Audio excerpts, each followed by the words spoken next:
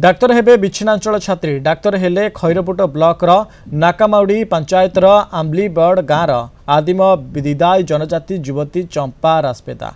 NEET परीक्षा रे प्रथम चेष्टार कृतकार्य होइछंती स्थानीय कृषक लाचमो राजपेता झील चंपा राजपेता। चंपा निज दृढ़ इच्छा शक्ति और कठिन परिश्रम जोगु एही सफलता हासिल करिसेंती। बालेश्वर फकीर मोहन मेडिकल कॉलेज हॉस्पिटल रे डाक्तरी पढ़िबे चंपा। तेबे बालेश्वर अधिक सूचना देउछंती बालेश्वर रिपोर्टर आशुतोष मल्लिक। आदिम अधूषित मालकानगिरी जिला आदिम अधूषित इलाकार आसी डाक्तरी हेबार स्वप्न देखिचंती सेठाकार जड़े युवती चंपा राजपेदा। दिदाई संप्रदायर ए युवती एबे प्रथम करी डाक्तरी हेबा पई स्वप्न देखिथिबा बेले से नीट रे उत्तीर्ण होइछंती। डाक्तरी हेबा घटना गोटे नुआ काहेकि सेठाकार आमे देखिचे झाड़ फुंक उपर लोक माने विश्वास करंती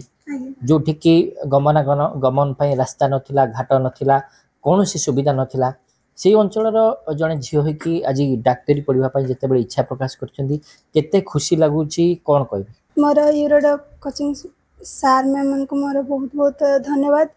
एवं मते जे साहाय्य करिसंती रविबाट पढ़िया पर्यंत जी भी माने फैसिलिटी जोगे मोर उत्कल केशरी दास सार को मोर बहुत बहुत धन्यवाद। प्रथम जब आसिले मु डिमोटिवेट हो जाऊे माने केमिति पढ़ी कौन करी मुझे किसी बुझी पार नी मत सार मैंने सब क्लास आसला बेले फास्ट आसे मत सार मैंने डाकती पचारती छुआ डरुचु ना डरबुनि जमा जहाँ भी डाउट अच्छी सार को आसिक पचारू पर्सनाल जदि ते क्लासरूम में लाज लगुच आसिक तू पचारि पारू डाउट क्लीयर कर मोर टे साहस बढ़ला मोटिवेट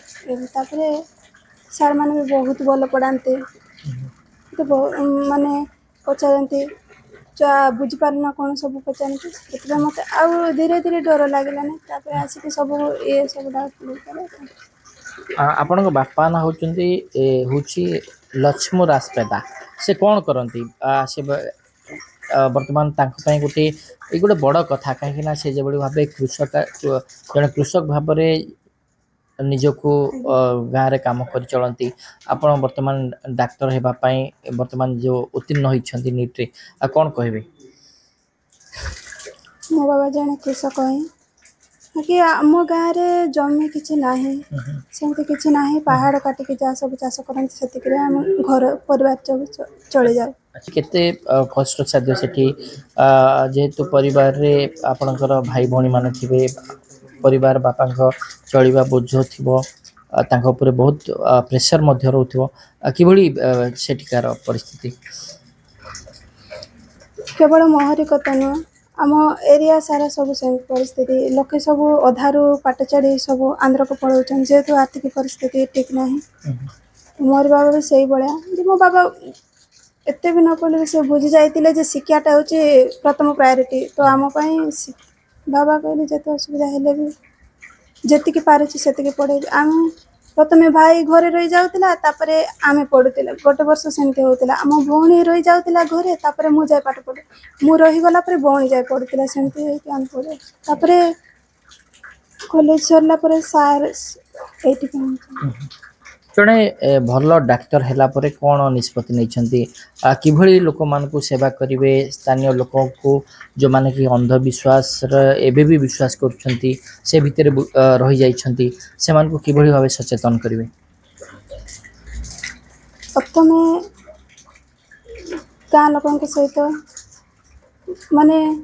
गाँव रे जाए मीटिंग फिटिंग करके निज भाषा सब बुझेबा चेष्टा करेंगे यदि से बुझे केतेटा गाँ को लेकिन आउे ये करमती बुझे आपण शुणुले आम कथा होलु जे कि मालकानगिरी आदिम अधूषित अंचल आदिम दिदाई संप्रदायर जड़े युवती चंपा राजपेदा जे कि वर्तमान डाक्तर हेबार स्वप्न को साकार करिसेंती एवं जो भाव मालकानगिरी आदिम अधूषित अंचल रही से वर्तमान डाक्तर हेबार स्वप्न को साकार करछंती एवं आगामी दिन में फकीरमोहन मेडिकल कॉलेज रे से डाक्तरी पढ़िबा पाई मध्य जाउछंती। बालेश्वर आशुतोष मल्लिक कलिंग।